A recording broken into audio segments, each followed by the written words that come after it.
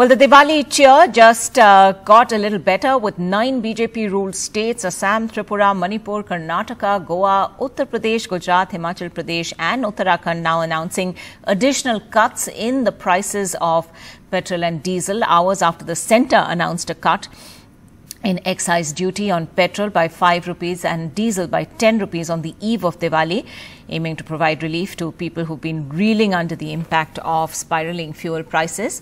The price cuts come into effect from today. And of course, now there's going to be pressure on non-BJP ruled states to follow suit as well. Now, let's take a look at the states who've announced the additional cuts. Well, Uttar Pradesh, petrol and diesel prices to be reduced by 12 rupees a litre. We can, yes, in Uttarakhand, VAT on petrol has been reduced by 2 rupees a litre. In Karnataka, 7 litre cut in petrol and diesel prices.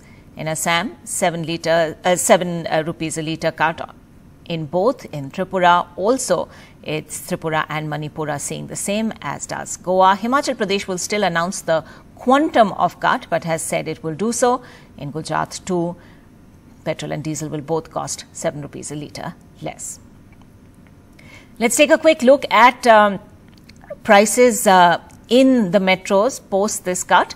In Delhi, you'll now have to pay 103 rupees 97 paise a litre for petrol, 86 rupees 67 paise a litre for diesel. In Mumbai, which has seen some of the highest rises in prices. Petrol still at 109 rupees 98 paise, diesel at 94 rupees 14 paise.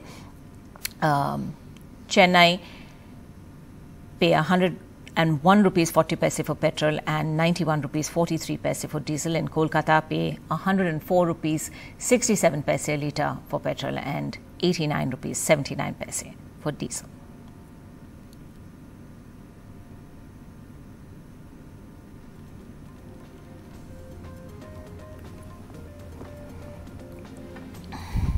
Well, the decision of the government to go ahead with reducing petrol and diesel prices was taken at the highest political level. The decision, as the Prime Minister decided on this, was of course a big loss to the exchequer. This is what top officials have been saying, that it will cost annually 1,40,000 crores for this financial year, approximately 65,000 crores because it's the last 5 months. But as we have seen, state after state have also joined in, especially from BJP and NDA ruled states, of reducing, and the pressure will now be on opposition states to also give this huge excise duty cut in respective states apart from the centre. What of course is nobody's saying, and this is of course will have to be factored, because in the coming months crude prices are expected to rise. At present it's around 80 to a barrel. It's expected by various experts to go up to 100 a barrel. At that stage, the government will not be able to bear that burden, and it will have to be passed on to the consumer, to the common man, and that's going to be a very, very difficult task, especially with elections due early next year.